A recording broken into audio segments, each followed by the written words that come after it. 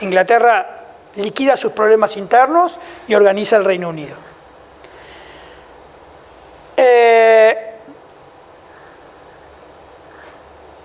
Todo este proceso interno de guerra de sucesión se va a producir en la península, por supuesto, a modo de guerra civil, pero también se va a producir en territorios españoles de Europa. Países Bajos, las provincias españolas, y se va a producir también en Italia. El rebote a América va a llegar después. Afortunadamente llega bastante después. Pero llega, y eso es lo que vamos a ver después. Pero primero tenemos que situarnos en cuál era el contexto geopolítico que hizo que el rebote llegue a América.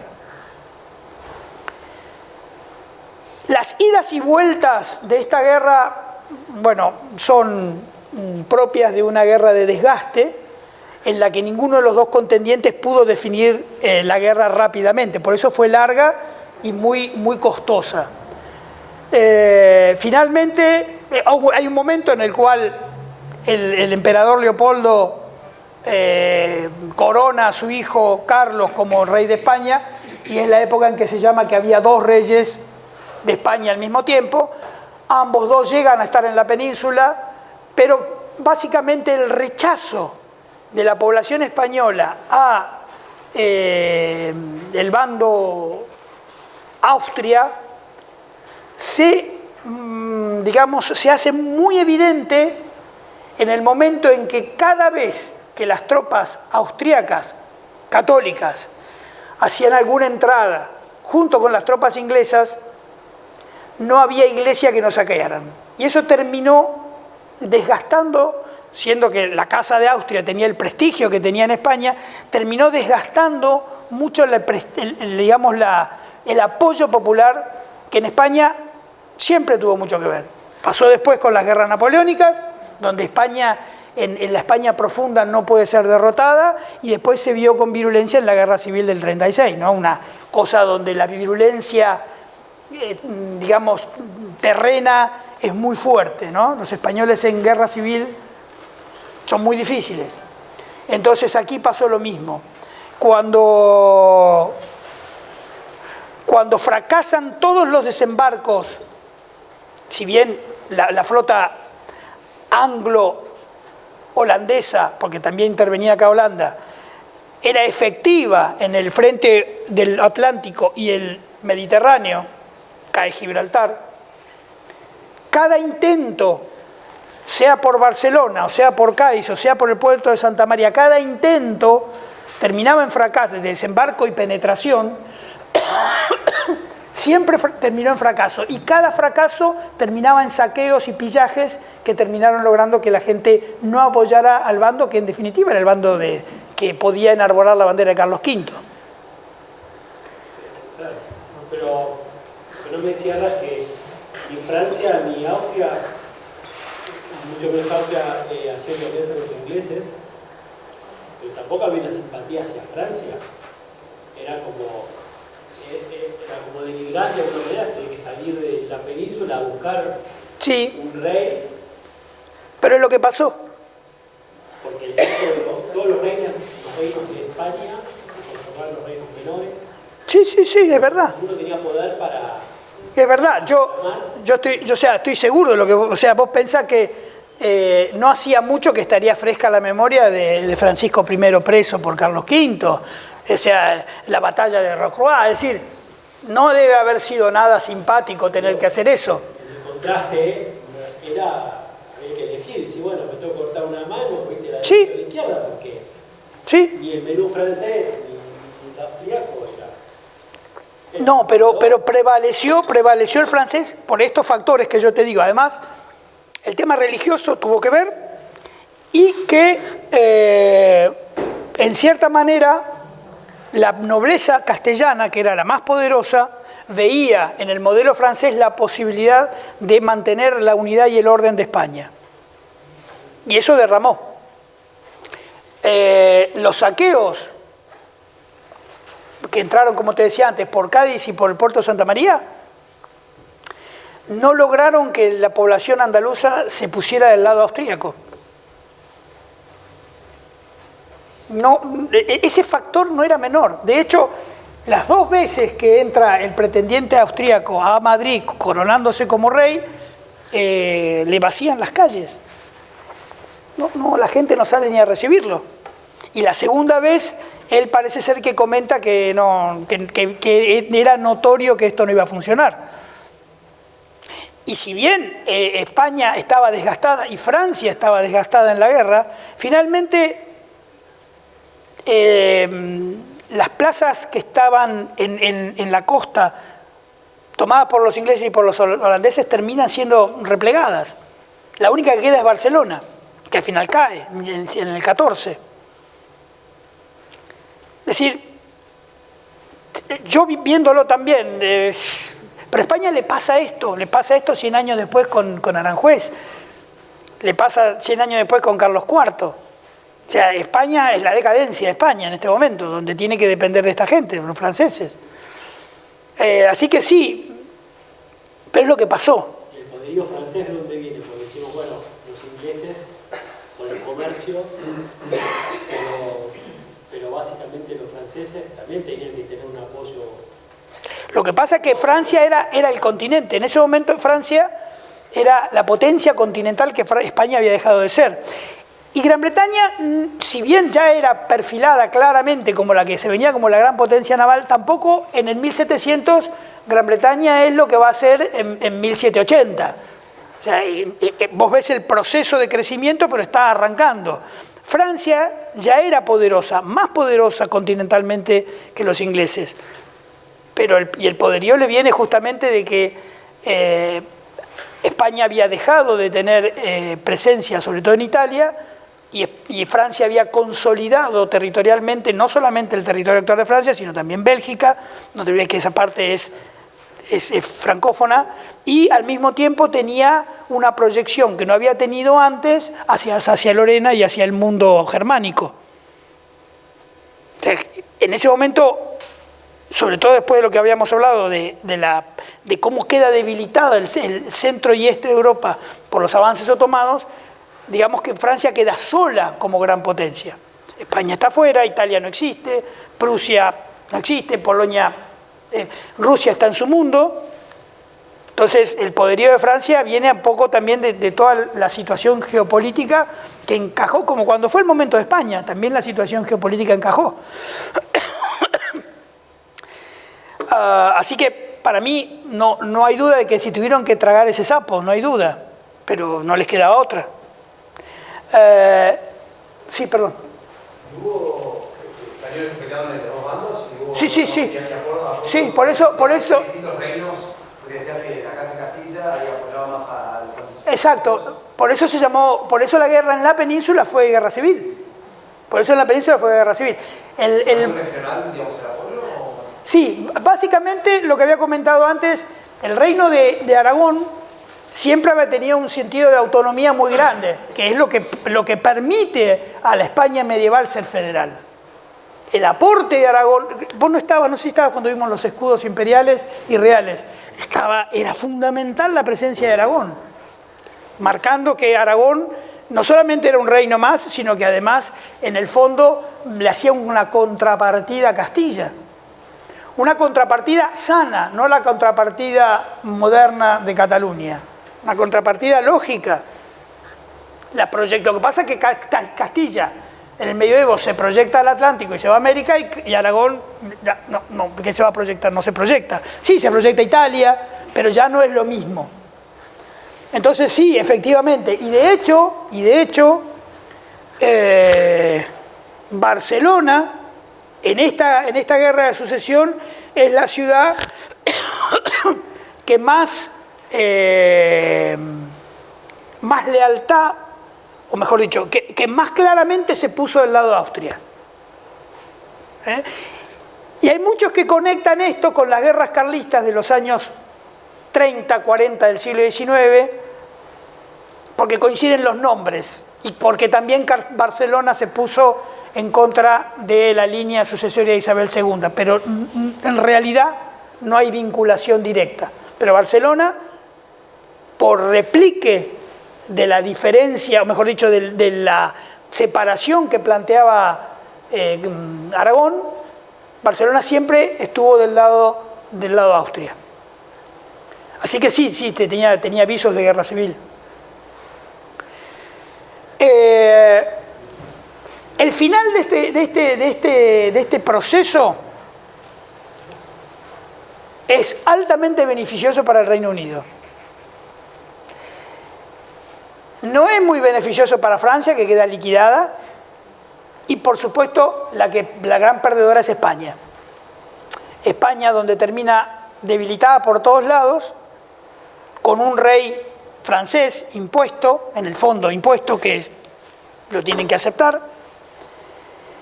y territorialmente queda debilitada dentro de Europa, con pérdida de territorios italianos y pérdida de provincias en Países Bajos. Lo más grave de todo esto es la pérdida de Gibraltar, en su momento Menorca, que la recuperan, y la plaza de Orán, en África.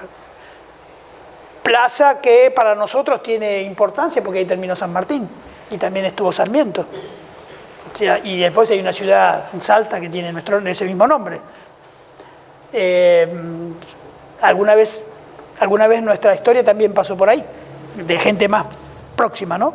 Entonces, cuando finalmente termina esta guerra de sucesión con el rey asentado e indiscutido, la pérdida de Gibraltar supone la confirmación del control del Mediterráneo por parte de los ingleses. Eso hasta el día de hoy. Obviamente que en la discusión hoy, siglo XXI, el tratado, la paz de Utrecht, es una paz que se hace en términos leoninos con un país derrotado, con lo cual tiene algunas vicisitudes más que entendibles de que fue sometida, digamos, en condiciones muy adversas. No es que España entrega, y de hecho la toma de Gibraltar fue mediante acto de fuerza, pero en cualquier caso eso sigue así, sigue vigente. Cuando finalmente la monarquía borbónica se queda en España, por primera vez aparece de forma clara en toda la historia, desde el medioevo, renacimiento y barroco, un sistema unitario de gobierno. Y acá ya tenemos que nosotros empezar a parar las orejas, porque pasan dos cosas. Primero, esto se va a replicar en América, sobre todo en nuestro territorio.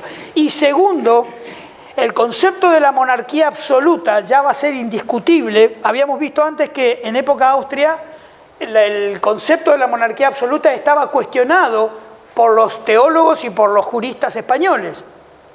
El concepto de el poder no va de Dios al rey, sino que va de Dios al pueblo y del pueblo al rey. Esto con los Borbones desaparece. Y esto implica que el trato hacia la España americana empieza a ser más parecido al trato que le habían dado los franceses y los holandeses a sus colonias. Por primera vez empieza a sonar el término de colonia, cuando nunca había existido. Es decir, la copia del sistema o la imposición de lo francés, sí, concretamente, porque también hubiera pasado si hubiera estado seguramente los ingleses en la situación de poner un rey en España. Pero la copia del modelo absolutista replica en nuestro territorio de esas dos formas. Gobierno centralizado, ya desaparece esa libertad absoluta de las fundaciones que habíamos visto antes, y lo otro es que el trato hacia América empieza a cambiar, y es el trato que después nosotros conocemos de la visión de las colonias y el desprecio, y que eso aparece en este momento. Claro, 200 años después de un trato distinto, pero digamos que el último sabor que queda es de esta España que empieza a pensar como los franceses. Y que por otra parte empieza a establecer que la idea de los gobiernos tienen que ser centralizados en territorios monstruosamente gigantes como los nuestros, con conceptos de territorios mucho más pequeños como los europeos.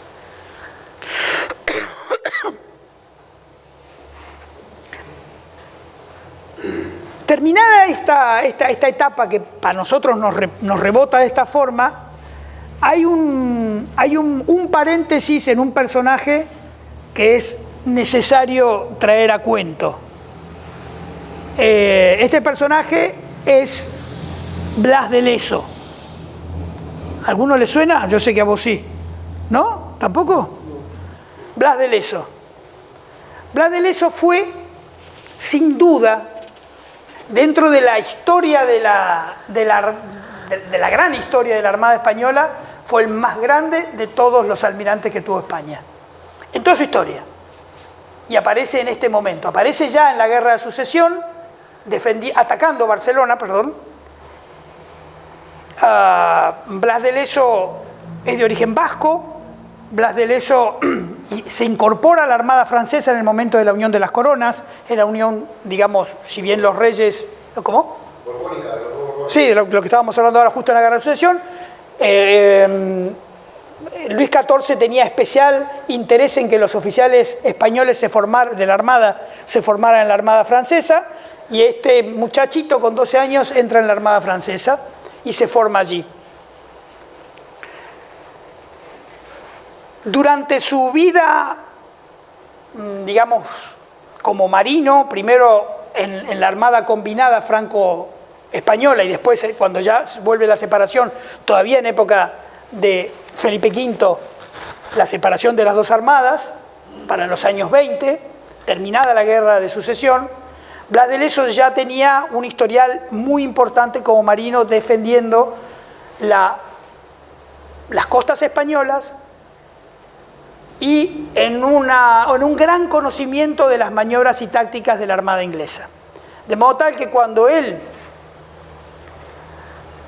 forma parte del ataque a Barcelona, cuando él está ya combatiendo contra los ingleses en Barcelona, con 20 años le inflige una de las derrotas más impresionantes que pudieran tener los ingleses en ese momento. Le captura alrededor de 20 barcos y le incendia otros tantos. 50. Ah, lo está viendo. Bien, eso es peligrosísimo, pero bueno, viene muy bien. Y entonces, de esa manera, él se perfila como un personaje que va a tener mucho que ver en la política militar y naval española. En la Guerra de Sucesión pierde una pierna. En el sitio de Roquefort o en el sitio de Toulouse, no me acuerdo, pierde un ojo. Y 2 años después pierde una mano, un brazo. Con 26 años era tuerto, manco y cojo. Y tuvo 7 hijos después. No hay, en el historial de los registros, no hay nadie que le haya hundido tantos barcos a los ingleses en tan pocos años. Y a raíz de la Guerra de Sucesión, él se encarga de proteger las costas del Pacífico. ¿Por qué? Porque no hay que olvidarse que en ese momento, las costas del Pacífico a la altura del Perú, no hay que olvidarse que en ese momento, cuando España queda debilitada, todas las rutas comerciales también quedan debilitadas. Entonces, los franceses y los ingleses se hacen un picnic en principio. Entonces, es absolutamente necesario controlar la ruta que va a salir de los bienes que salen como si fuese esto el Perú,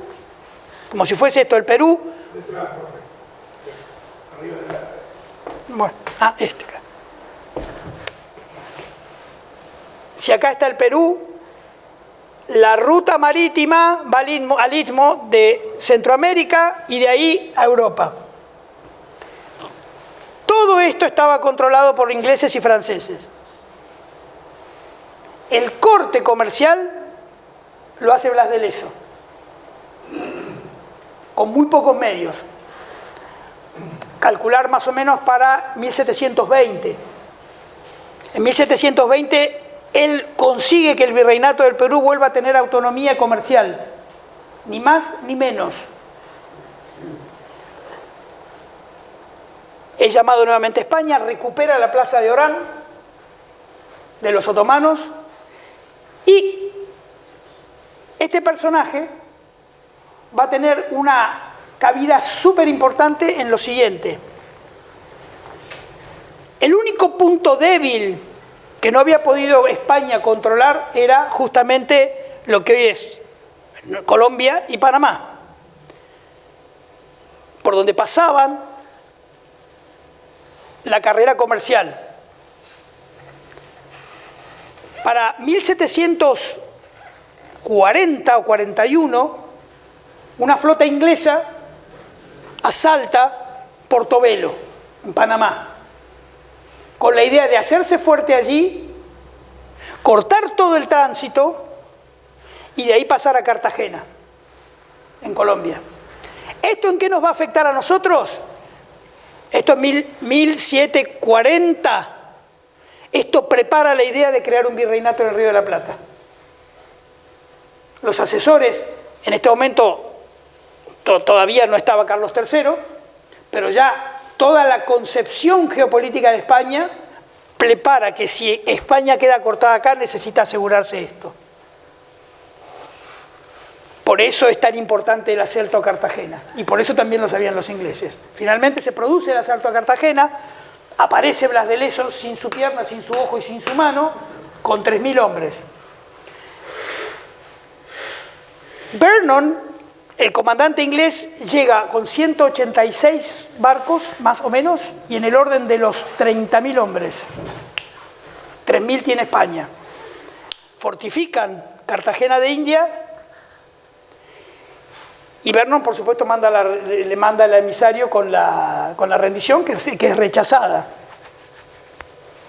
Y en abril hacen emitir en Inglaterra monedas de recuerdo de la derrota española, antes de asaltar Cartagena.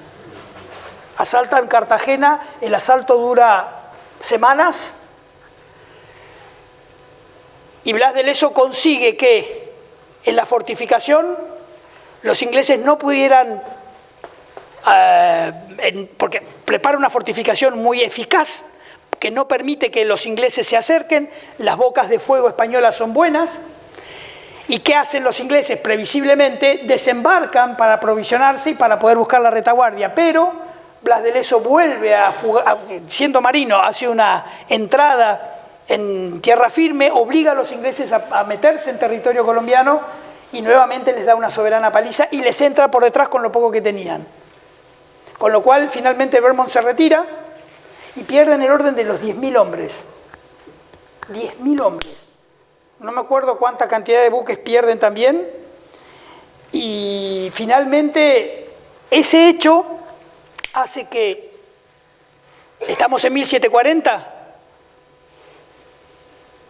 hasta 50 años después, los ingleses no volviesen a intentar de mucho fuste, y que afectó a nuestra historia y a la historia de Europa de una manera muy, muy importante. ¿Con la moneda qué hicieron? Sé que se borró de la historia inglesa, vos sabés que se borró de la historia inglesa durante muchos años el asalto a Cartagena. Está prohibido hablar del asalto a Cartagena. Se estaba más preocupado por llevarse las monedas que por los barcos que se estaban incendiando. Se ve. Por lo menos lo que dice acá. Dice, bien. Me está haciendo el chequeo. A leer rapidito. Bueno, a ver, ¿cuál es la frase más importante de Blas de Lezo? La va a decir usted. Como hay señoras, la va a decir usted.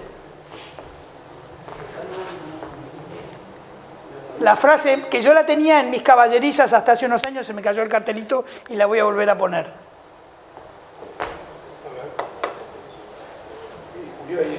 Murió ahí después del asalto, porque ya estaba muy enfermo, imagínense, sin una pierna, o sea, su salud estaba...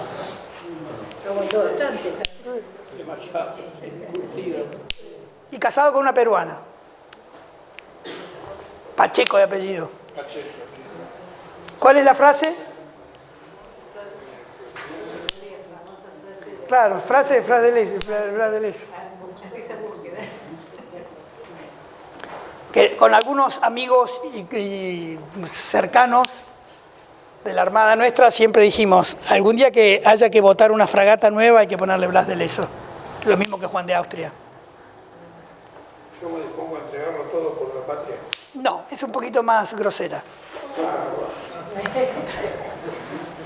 Bueno, la digo yo, no importa. Blas de Lezo tenía una frase permanente que le decía: todo buen español debe mear mirando a Inglaterra. A Inglaterra. Bueno, cuando esta situación se estabiliza, cambia muere Felipe V y quien llega al trono es Fernando VI. Fernando VI busca, con criterio bueno, tratar de recuperarse de los efectos de la guerra. Y en ese proceso buscan no tener más problemas con Portugal, porque tener problemas con Portugal era tener problemas con los ingleses. Y entonces los cortan. ¿Pero qué sucede ahí?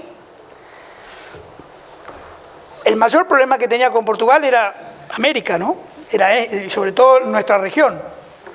Entonces, en el Tratado de Asiento, ¿qué dicen? Bueno, listo. Terminamos la guerra, o las incursiones, Colonia, y ustedes se quedan con las misiones. Y ahí aparecen la que nosotros conocemos como la Guerra Guaranítica. Las guerras guaraníticas son consecuencia de la Guerra de Sucesión Española. Porque España no podía sostener otra crisis acá con Portugal. Y entrega las misiones, los 7 poblados famosos de las misiones.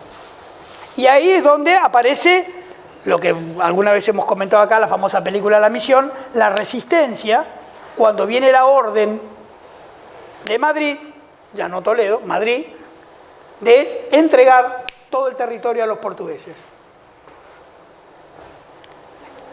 Esto va a ser entre 1754 al 56. Ven que hay una correlación en tiempo, y el tratado este es del 50, el de Asiento, donde Fernando VI se quita el problema. El criterio no es malo, hay que ver, siempre hay que ponerse en el lugar de la persona que está en ese momento, sin dinero, acorralado, con el Reino Unido cada vez más poderoso, con Portugal jugando para el Reino Unido. Y son Borbones. Ya no es el caballero medieval Carlos V o Felipe II o Juan de Austria, que son capaces de inmolarse. No, está perdido. Y ahí aparecen las guerras guaraníticas. Las guerras guaraníticas son justamente cuando hay resistencia por parte de los jesuitas y de los guaraníes para pasar a manos portuguesas. Ya lo habíamos visto antes en el siglo XVII, cuando en la batalla de Mororé, nuevamente, o mejor dicho, previamente, los guaraníes se habían resistido a los bandeirantes porque obviamente no querían, primero que había una resistencia, a pertenecer al bando portugués, en primer lugar, a pertenecer a la corona portuguesa, y en segundo lugar que los bandeirantes los buscaban como esclavos. Estas guaraníticas no tenían ya el apoyo de España. No, España se los acaba de retirar. Ya eran independientes, ellos peleaban por su cuenta. No, hasta este momento no. Cuando llegan las órdenes de Madrid, ellos forman. De hecho, les ofrece. Perdón. Posterior, digo. ¿Qué cosa? No, ya actúan solos. ¿Quiénes?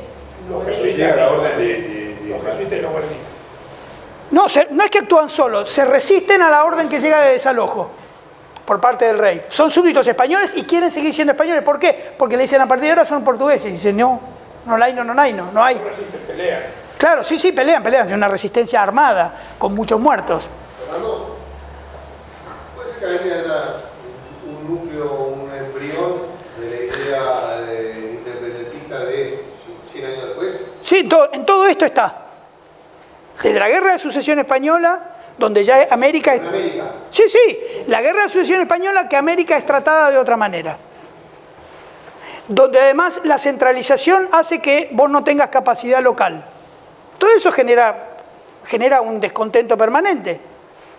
La entrega a Portugal. Y esto es importante. ¿Por qué?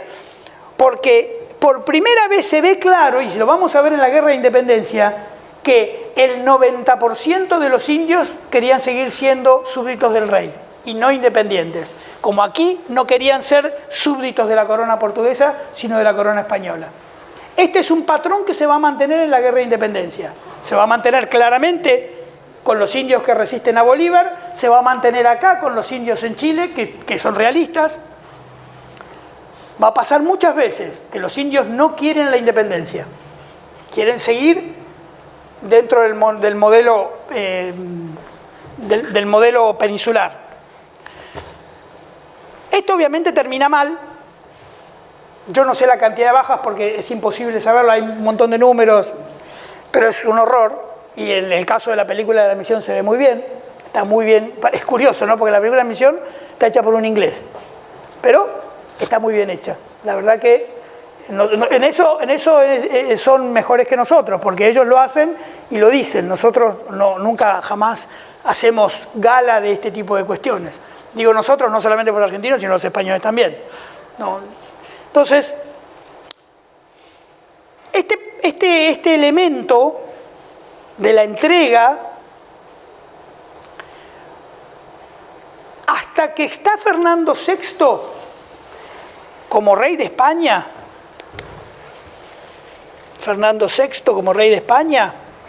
esta situación de statu quo se mantiene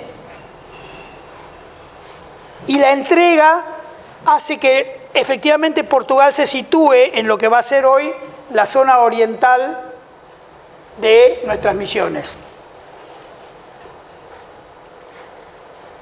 Fernando VI va a ser el que termina por expulsar a los jesuitas de España. Y cuando esto se produce, que es 1767, ya antes, después de que se asentara esto, aparece un segundo personaje, que sí es mucho más conocido, supongo que por todos nosotros, que interviene en este proceso directo, que es Pedro de Ceballos, el que va a terminar siendo el primer virrey nuestro. Pedro de Ceballos es mandado por Felipe para que controle, por Fernando, para que controle que el proceso se cumpla y al mismo tiempo que Portugal se quedara donde tenía que quedarse.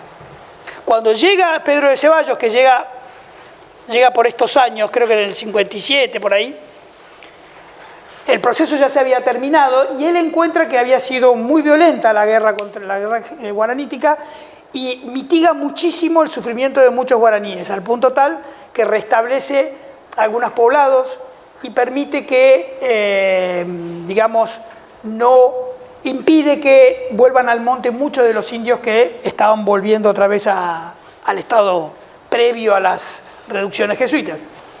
De hecho, está muy bien visto él mismo por parte de muchos jesuitas que estaban en una situación complicada y él mitiga mucho la situación. ¿Qué pasa? Lo nombran como gobernador de Buenos Aires, a Ceballos. Lo nombran como gobernador de Buenos Aires, no virrey. Y como gobernador de Buenos Aires empieza a ordenar dos cosas. Primero, la administración local. Y segundo, empieza a ordenar el comercio en dos fases. El comercio hacia el Perú y sobre todo lo que era la ingente industria de la vaquería, donde ya esta zona de lo que es nuestro país empieza a tener mucho valor desde el punto de vista de la producción pecuaria. Mejor dicho, la producción, no había producción, era todo ganado cimarrón. Pero ese ganado cimarrón había producido una nueva industria, que creo que alguna vez todos la hemos escuchado hablar, la industria de la vaquería, donde el ganado cimarrón se salía a cazar, eso lo saben, ¿no es así? Se salía a cazar, no se consumía la carne nada más que para el momento, el ganado se desjarretaba, es decir, con una media luna se cortaban los garrones, se sacaba cebo, cuero, y esa industria estaba totalmente descontrolada. Ceballos lo que va a hacer es va a empezar a ordenar el comercio de esos cueros y de ese cebo que se produce.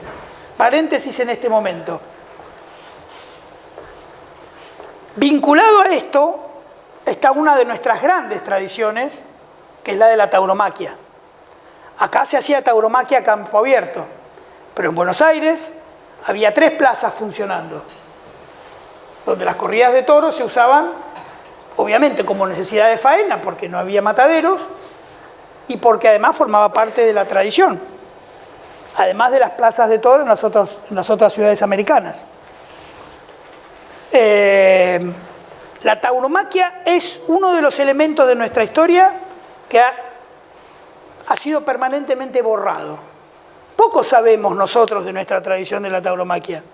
Poco sabemos incluso nombres de toreros, que los ha habido. De hecho, el único atentado contra San Martín fue hecho por un torero del que San Martín era fanático. Se le acerca mucho y le tira una puñalada. Y no lo fusilan porque San Martín lo admiraba mucho, en Lima. Yo lo considero un tema no menor, no la tauromaquia en sí, sino el hecho de la desaparición de nuestra memoria. Independientemente de que se siguiera o no haciendo en el día de hoy, que se sigue haciendo en un solo lugar del país, que es Casabindo, en Jujuy, se hace de una manera light, pero el concepto de la tauromaquia está, la vinculación del hombre frente al toro es la misma. Y a mí siempre me ha llamado la atención cómo es que no está en nuestra memoria. Por ejemplo, ¿sabemos cuáles son las plazas de toro que hay en Buenos Aires? En la Plaza San Martín había una en Plaza, lo que es Plaza San Martín, y otra por lo que es la 9 de julio, como yendo para Retiro, para Constitución. ¿La Victoria? ¿Cuánto la Victoria no la hubo? No, en la Plaza de Victoria, lo que es Plaza de Mayo. No, ahí lo que pudo haberse pasado, como pasaba en Luján, que se cerraba. Hay un grabado muy bueno, porque es uno de los pocos documentos que hay, de 1798, una corrida de toros en Luján, cerrando la plaza, como se hacía, porque por eso eran plazas donde no había coso taurino, es decir, donde no había una plaza específica para correr toros, se cerraban. ¿Eh? ¿Como un chinchón? ¿Cómo como el chinchón? El chinchón en España, la plaza es abierta. Ah, no, la plaza de Chinchón, sí, yo pensé el Chinchón como el juego. Sí, se cierran las 4 bocas y se torea lo que venga, se ponen carretas y generalmente son toros de poca monta o vaquilla, o sea, un toro bravo de 500 kilos no lo encerrás en una plaza porque es un desparramo. Tiene que ser un coso taurino. Pero bueno, siempre, insisto, me llamó la atención cómo en nuestra memoria no está. Incluso nuestra memoria reciente, porque lo de Casabindo es una cosa, pero la plaza de toros de Colonia es una plaza del siglo XX.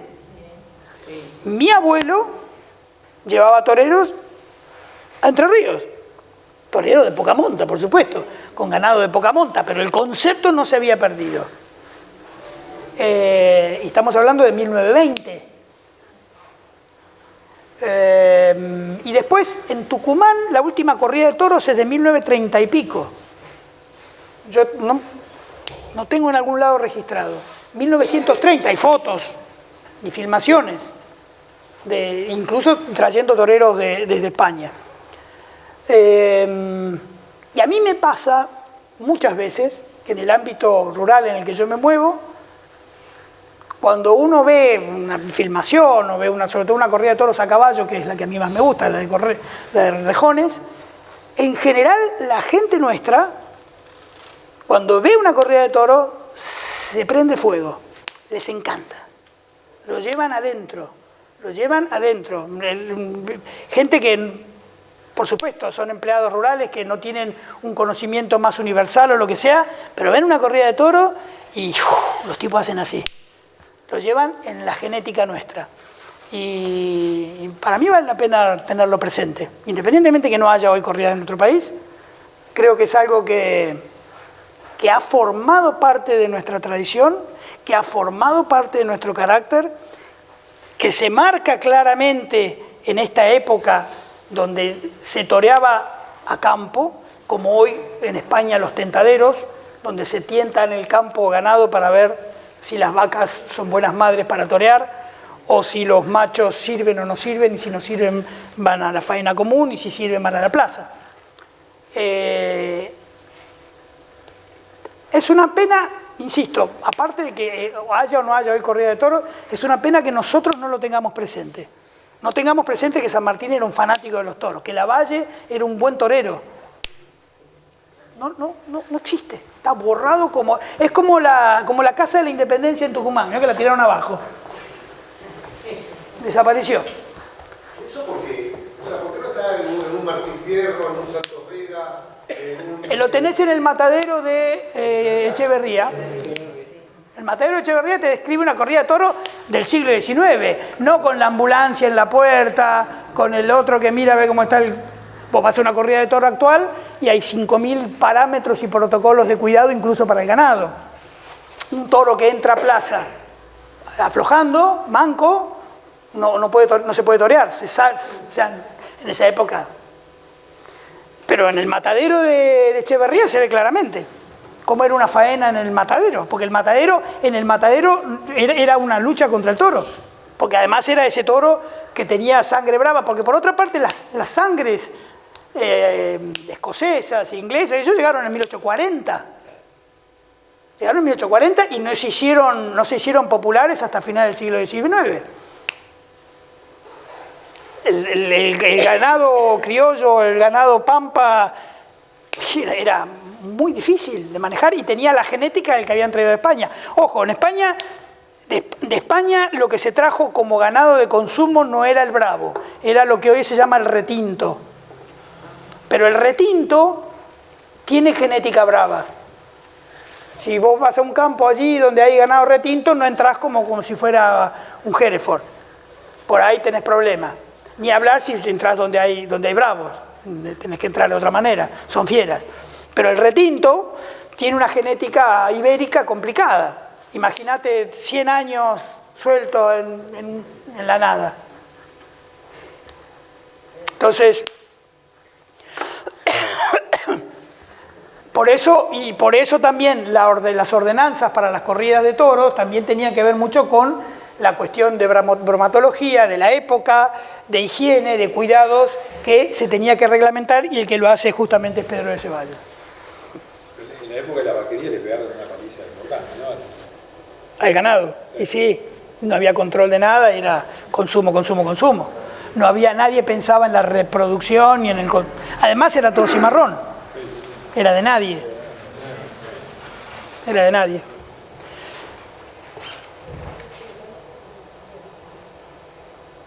20 años después de que Ceballos viene como gobernador, en el interín, él está 10 años en Buenos Aires organizando todo esto, Pedro de Ceballos. Vuelve a España, ya en época de Carlos III. Y sabiendo que Carlos III iba a tener otro, porque lo conocía de príncipe, de infante, iba a tener otra política respecto a Portugal, él prepara la fortificación de Buenos Aires, deja una guarnición más grande, alrededor de 1000 hombres, y se preocupa de arrasar la fortificación de Colonia del Sacramento, sabiendo que eso no había terminado. Tipo con una visión estupenda. Dice, los portugueses van a volver a Colonia, y la deja arrasada en cuanto a fortificaciones, indefendible. Volviendo a España, él tiene varios cargos, y en el interín se produce algo interesante, que es el final de la expulsión de los jesuitas, ya no por parte de Ceballos, que estaba en España, sino del segundo que va a ser el virrey nuestro, que es Bucareli, Francisco de Paula de Bucareli, segundo virrey, sevillano. Y los Paula siguen siendo hoy, no sé si te suena, del mundo taurino, siguen muy vinculados a los toros, es la misma familia. Y hay un jinete de la escuela de Jerez, Rafael Soto, que es Paula, y es pariente de estas. O sea que esta familia sigue muy activa. Bucareli es muy duro con los jesuitas, los expulsa de Buenos Aires, los expulsa de Montevideo, los expulsa de Santa Fe, y tiene una política mucho menos simpática que la de Ceballos, no solamente con los jesuitas, sino también con todo lo que tiene que ver con el comercio. Endurecen muchas normas, viéndolo en alguna perspectiva tenía lógica, sobre todo por la famosa cuestión del contrabando, y tiene un episodio muy importante, que es el que hace el primer desalojo de franceses e ingleses de Malvinas. 1766-67, desaloja, se manda una flota, una flotilla, en nombre de un capitán que ya no me acuerdo el nombre, desaloja a los franceses, los ingleses se resisten, les sale la advertencia 1, advertencia 2 y los saca a tiros. Es muy importante ese antecedente para nosotros. Lo tenemos todos claro, pero siempre es bueno recordarlo, ¿no? No es 1833, sino que ya en ese momento era claro que los ingleses no tenían nada que hacer ahí.